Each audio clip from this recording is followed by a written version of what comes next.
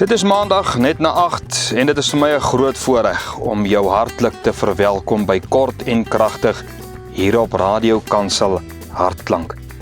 Ek Fanie Meiburg is aan die woord en ek wil jou help om toegerus te word deur God se woord. Laat ons dan nou saam fokus op sy waarheid vir ons lewens. Goeienaand aan al die luisteraars, baie dankie dat jy ingeskakel het en dat ons weer eens 'n bietjie in God se woord kan delf, soos wat ek laasweek gesê het. Ons gaan dalk nog so 'n week of wat, gaan ons 'n bietjie verder fokus rondom die kruis, want ons het gepraat oor die boodskap van die kruis aanvanklik die heel eerste keer, so 2 weke terug.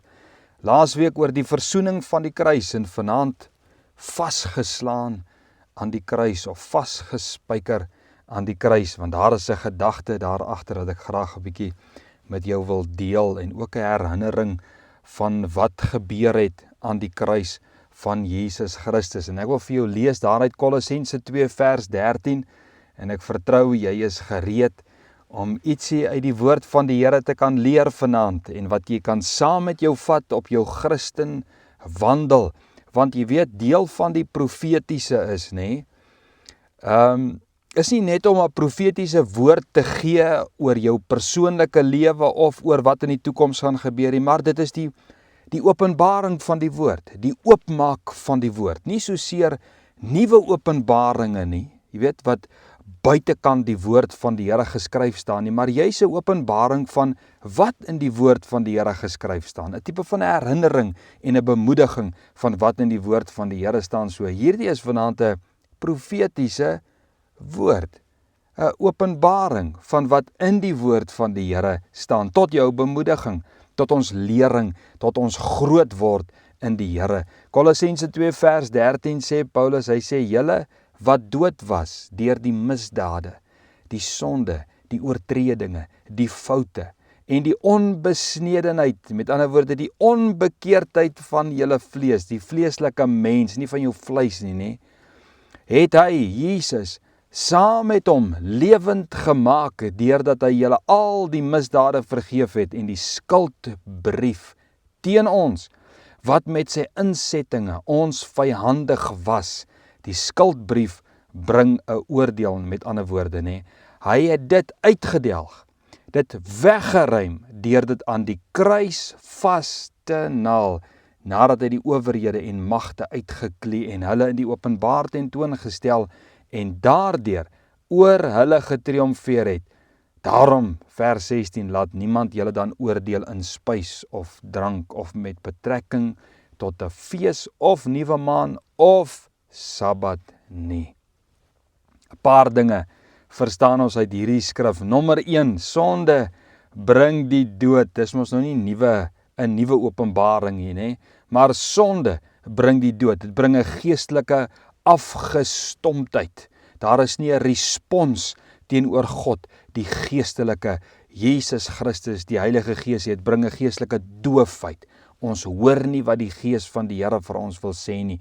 Dis 'n geestelike blindheid, 'n onvermoë om te glo. Dit is 'n onvermoë in 'n mate om gehoorsaam te wees aan die stem van die Here.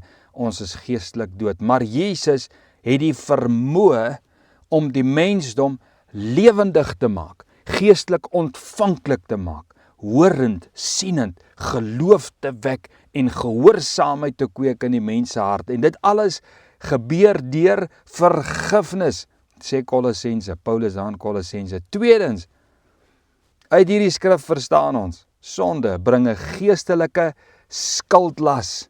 En soos jy weet, volgens ons landswette, alle landswette, as jy 'n skuldbrief ontvang het, gaan daar 'n dag kom van aanspreeklikheid.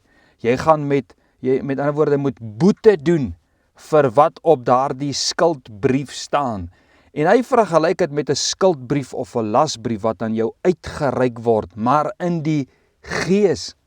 En hierdie lasbrief is in die gees tot jou veroordeling gewees en tot die sondaar se oordeling. En dit blaker in die gees jou oortredinge uit en vereis dat jy vervolg en ter dood veroordeel sal word. En ek sê spesifiek in die gees staan hierdie lasbrief, want ons as mens kan teenoor mekaar ons misdade en ons onbekeerdheid, as ek dit so kan sê, kan ons dit wegsteek. En dit verhoed natuurlik dat ons vervolg word hier in die aardse en tussen mekaar, maar in die gees staan jou skuld duidelik uit tot jou veroordeling. En wie bring hierdie beskuldiging? Ons weet dit mos, die Satan. Want hiervan het ons mos nou 'n beeld in die bekende hofsitting in die hemel oor die hoëpriester Josia.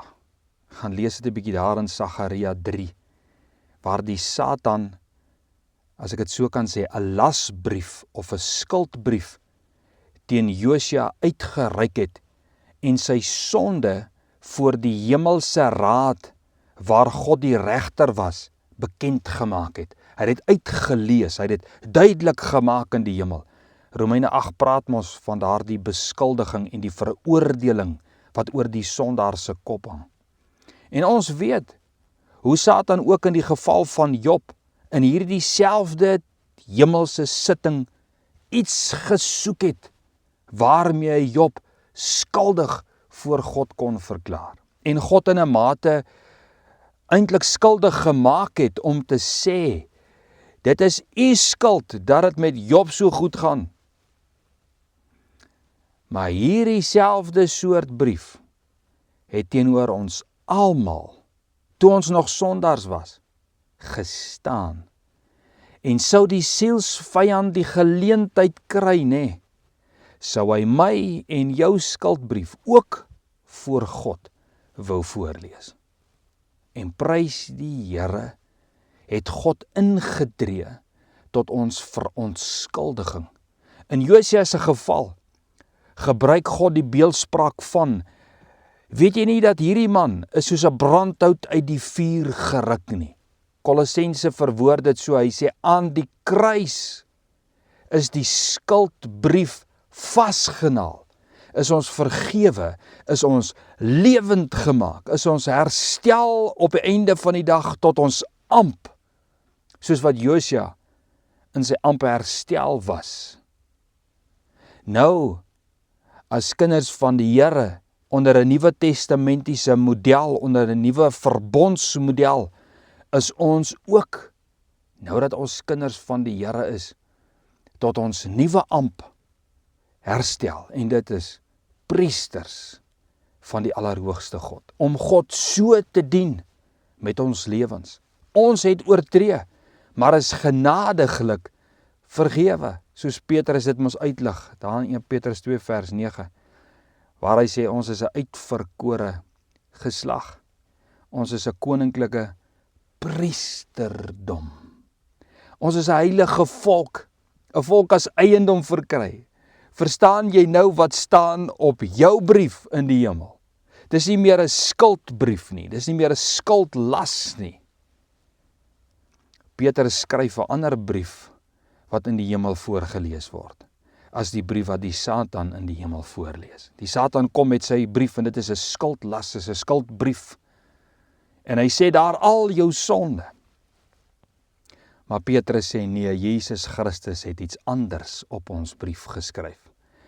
Hy sê, ons is 'n uitverkore geslag, koninklike priesterdom, heilige volk, 'n volk wat God se eiendom is. Ons verkondig die deugde van Christus, wat ons uit die duisternis geroep het, tot sy lig. Ons was in die duisternis, man, ons was dood, ons was veroordeel.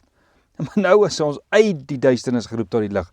Hy sê ons wat vroeër, en nou praat hy eintlik ook van die Jode, nie, maar ook van die heidene, wat geen volk was nie, maar nou die volk van God is. Aan wie toe, daai tyd, toe ons in die sonde was, geen barmhartigheid bewys is nie, maar nou is daar barmhartigheid bewys. Ja, dit is die boodskap van die kruis, dis die ander boodskap van die kruis.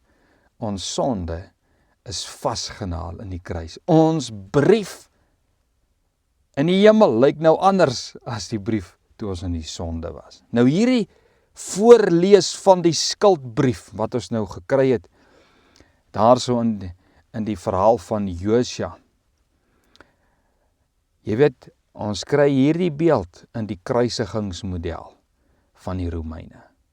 Want dit was die gebruik van die Romeine, dat daar iemand onder 'n andere, dis een manier, voor die een moes uitloop wat gekruisig sou word, en dan het daardie een uitgeroep of afgelees van die brief, wat sy beskuldiging was en hoekom hy die dood verdien. Dit was in publiek, was dit uitgelees tot sy vernedering, maar ook tot sy veroordeling. Of hierdie geskrif was om die nek van die beskuldige gehang, en dan terwyl hy op pad is daarna die plek van kruisiging toe, kon almal lees hoekom hy die dood verdien, hoekom hy gekruisig moet word. Weereens tot sy vernedering en tot sy veroordeling. En dan as hy gekruisig was hierdie skuldbrief wat dan uitgelees was, of wat ander kon lees, was dan nou aan die beskuldigde se kruis vasgenaal. Sy sonde, met ander woorde, word saam met hom gehang. Hy sterf nie net in sy sonde nie, maar sy sonde sterf saam met hom. Hy sal nie in sy sonde voortleef nie, hy's dood. En sy sonde sterf saam met hom. Daarom het hulle Jesus se beskuldiging ook bokant sy hoof gehang. En ons weet mos nou wat dit was, soos ons vroeër gekyk het, en soos wat die woord van die Here sê, Jesus, die koning van die Jode. Dit was sy beskuldiging. Wat se beskuldiging kan dit wees? Kan dit die dood verdien? Ja, volgens die Jode definitief, want hoe kan hy sê, hy is die koning? Hoe kan hy sê, hy is die seun van God? Nou kyk Paulus na die kruis van Jesus Christus, en dan sê hy dat God se kinders nie meer hoef te leef onder die klagstaat van hulle verlede sondes nie. Iets wonderliks het op Golgotha gebeur. Jesus het ons klagstaat op hom gevat, namens ons, in ons plek, die klagstaat teen hom laat uitreik, en al die vernedering, en al die pyn, en later die dood, namens ons, verdraai het, deurgestaan het. Wat beteken, die klagstaat wat om ons nek moes gewees het, wat ons in die gees skuldig gemaak het en verklaar het, die bewyse dat ons skuldig is, wat voor ons uitgeroep moes word, tot almal se verbasing, tot almal se kennis, wat bo ons koppe aan ons eie kruishout moes gehang het, het Jesus gevat en saam met hom aan die kruis vasgeslaan. Jesus het sy skuldlas so groot gemaak as gevolg van die wêreld se sonde. So groot was sy sonde dat God sy volle wraak op Jesus openbaar het. Hoekom? Tot vergifnis van ons sonde. Jy sien, vasgenaal aan die kruis is 'n ander woord vir vergifnis. Maar dit beteken, soos vers 14 sê, hierdie vasgeslaan aan die kruis, beteken soos vers 14 sê, uitgedelg, weggeruim, betekende uit die pad gevat. Jou sonde is van jou verwyder so ver soos die ooste van die weste. Ek wil hê dit moet vir jou 'n bevryding in jou gees bring. En ons weet hoe ver is die ooste van die weste. Niemand kon hierdie distansie ooit bepaal het nie, want dit is onbeperk, onbepaal. Maak nie saak hoe ver oos jy gaan nie. Jy sal nooit die weste bereik nie. Maak nie saak hoe ver jy wes gaan nie. Jy sal nooit die weste bereik nie. Of die ooste bereik nie. Jy sal nooit, ons weet nie hoe ver dit is nie. En eintlik is dit oneindigend. Met ander woorde, die Here vat jou sonde, vasgenaal aan die kruis, delg hy dit so uit, vat hy dit so ver, hy vat dit so ver uit jou pad uit, dat jy nooit dit weer kan herwin nie. Is dit nie wonderlik, jy kan nie jou ou sonde herwin nie, goddank. So ver, sê God, verwyder hy ons oortredinge. En dan kom die bevestiging uit God se woord waar hy sê, God, dink nooit weer daaraan nie. Nooit weer nie. Die derde gedagte is, hierdie vasgeslaan aan die kruis, vasgespyker aan die kruis sê, God het Satan se houvas oor jou lewe gebreek. Ek wil hê jy moet 'n bietjie dink daaroor. Hy het die houvas van Satan oor jou lewe gebreek. En ek wil net gou 'n bietjie teruggaan daar na ons vers toe. Hy sê in vers 15, vers 14, kom ek lees, die skuldbrief teen ons, wat met sy insettinge ons vyandig was, het hy uitgedelg, weggeruim, deur dit aan die kruis vas te naal, nadat hy die owerhede en die magte uitgekleed, hulle oorwin het, en hulle in die openbaar tentoongestel, en daardeur oor hulle getriomfeer. Jesus het deur hierdie proses van jou sonde wat hy gevat het aan die kruis vasgenaal het saam met hom, het hy die houvas van Satan oor jou lewe gebreek. Want sonde, nee, luister mooi, sonde se grootste effektiwiteit lê in die houvas wat dit het op jou lewe, die afhanklikheid wat jy tot sonde ontwikkel het. Dis die houvas.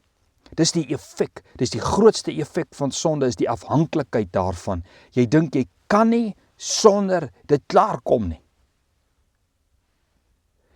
In jou denke dink jy, Christus is nie genoeg nie. Die heilige lewe is nie genoeg nie, die Heilige Gees is nie genoeg nie, die vrede wat God gee is nie genoeg nie, ek het die vrede van die wêreld nodig. Die blydskap wat die wêreld my gee, die vriende wat die wêreld my gee, die hoop wat die wêreld my gee. Man, dit is alles, jy het afhanklik geword van die sonde. En jy dink aan jouself, God is nie genoeg nie. En die Here het gekom en hy het daardie afhanklikheid van die sonde, die oomblik wanneer Christus jou vergewe, dan breek die afhanklikheid, die Satan se houvas deur sonde oor jou lewe. Want vers 15 sê, Jesus het die magte en die owerhede van Satan, hy het daaroor getriomfeer. Jesus staan as oorwinnaar oor jou sonde, die krag van jou sonde. Jesus het die geveg gewen, man, aan die kruis. Jou sonde is mee gedeel en die Satan is mee gedeel. Die krag agter die sonde is mee gedeel. Nie net die sonde nie. Hy het nie net jou leuns vergewe nie, maar die krag van die leuen in jou lewe vergewe en vrygespreek. Hy het jou verwyder van dit. Gaan die Satan op lang verlof? Jy weet, ons moet nou mooi oor hierdie ding dink. Ek sê nie dat die Satan gaan nou op 'n tipe van 'n lang verlof totdat Jesus sy kinders op aarde kom haal het en hulle weggevat het nie, nee. Maar Jesus het die houvas, die krag van Satan wat agter die sonde sit, het hy gebreek. So wat beteken? Gaan die Satan nog steeds kom en jou probeer verlei? Gaan hy nog steeds die sonde voor jou gooi? Gaan hy nog steeds die moontlikheid van die sonde en die genot van die sonde in jou bring? Definitief, hy gaan dit bring. Maar jy, kind van God, jy staan in oorwinning. Want Satan is nou op sy agtervoet. Want hy weet hierdie siel het 'n nuwe meester. Sy hartstroon is deur Jesus beset. En sy liggaam is 'n tempel van die Heilige Gees. Die taak is soveel moeiliker vir die Satan om die kind van God terug te sleep na die sonde toe, want daar is 'n nuwe koning, 'n nuwe meester. En daar staan 'n belofte van God oor jou lewe soos 'n paal bo water, en dit is niemand, sê God, sal jou uit my hand uitruk nie. Wanneer die Satan fluister, moet hy eers die soet stem van Heilige Gees probeer uitdoof, wat die siel van die mens oortuig van sonde, wat reg en tot oordeel sal strek. Die Satan moet nou eers die Heilige Gees se stem, moet hy nou eers kom probeer uitdoof. En wie kan die lig van God in die siel van die mens uitdoof? Die Satan is nie so kragtig nie.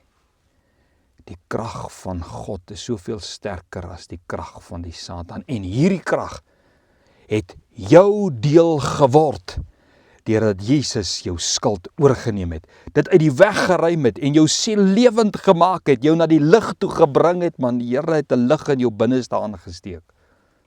Laastens, hierdie vasgenaal aan die kruis beteken, God het gedeel met jou skuldgevoel. Jong, skuldgevoel, kan ek jou sê, kan jou lam lê. Dit kan jou groei verander, dit kan jou visie steel, dit kan jou roeping steel. Die verlore seun kon toe die vader, toe hy na die vader toe gekom het, toe kon hy weggesmelt het in sy skuldgevoel, en hy kon gesê het, man, weet jy wat, ek gaan eerder weg. Maar hy kon waardiglik onder die dak van sy vaderhuis instap, want daar was geen skuldgevoel nie. Sy vader het hom laat tuis voel. Petrus het bitterlik geween oor sy verloning, toe hy Jesus verloon het. Maar Jesus het hom nie veroordeel nie, want Jesus het hom klaar ingetrek. Daar staan 'n woord oor sy lewe, die lig is klaar aangesteek in sy binnekant. Die Satan kon nie die beste kry van Petrus nie. Maar Judas het homself opgehang. Die skuldgevoel het die beste van hom gekry. Maar dit is nie die roete nie. Kind van die Here, dis nie die roete nie. Skuldgevoel is nie die roete nie. Die roete is, Jesus het jou sonde aan die kruis vasgeslaan. Kom vry. Kom vry. Ek wil net gou vir jou met, ons laaste afsluit van hierdie gedagte.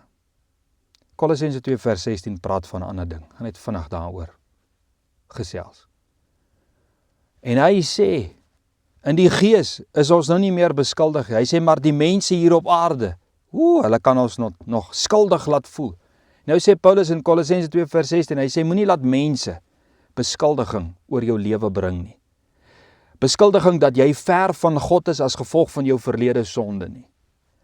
Een ding. Die tweede ding is, moenie laat mense jou laat skuldig voel en jou onder veroordeling bring, omdat jy nie die Ou Testamentiese feeste, nuwe maande en sabbate en al die tipe dinge onderhou nie. Moenie. Die Here het jou vrygemaak. Ek sien so dikwels dat God ons vergewe en tot ander insigte bring, maar dat ons medegelowiges ons oordeel en diskwalifiseer volgens ons verlede en dat ons dalk onkundig is rondom God se woord, rondom hierdie wette en al hierdie tipe dinge. Moenie jou steur aan die leringe en die kritiek van die mens nie. Voor God en in die hemel staan jy vergewe, want die skuldbrief is aan die kruis vasgeslaan. Hierdie is 'n ander boodskap van die kruis. Ek groet jou, Galasiërs 5 vers 1, hy sê, staan dan vas in die vryheid waarmee Christus ons vrygemaak het, en laat julle nie weer onder die juk van diensbaarheid bring nie. Kyk, ek, Paulus, sê vir julle, dat as julle julle laat besny, Christus vir julle tot geen nut sal wees nie. Ek wil hê, man, sien hierdie diensbaarheid nie net as die wet nie, maar ook die sonde wat jy gedoen het. Jesus het gesê, dis soos 'n vark, wat teruggaan na die modderpoele toe, sodra hy gewas is. Dit is soos 'n hond wat na sy uitbraaksel toe terugkeer. Wie wat as die Here jou vrygemaak het, staan vas, staan vas, staan vas. Daar gaan my alarmpie af wat sê ek moet nou klaar maak. So kind van die Here, as jy 'n skuldlas teen jou voel, dank die Here en eer die Here dat hy jou vrygemaak het. Prys die Here, mag die Here jou seën in hierdie aand en hierdie dag wat voorlê. Mag die guns van die Here saam met jou wees. Tot ons volgende week, selfde tyd, selfde plek, uit God se woord verder gesels. Blessings.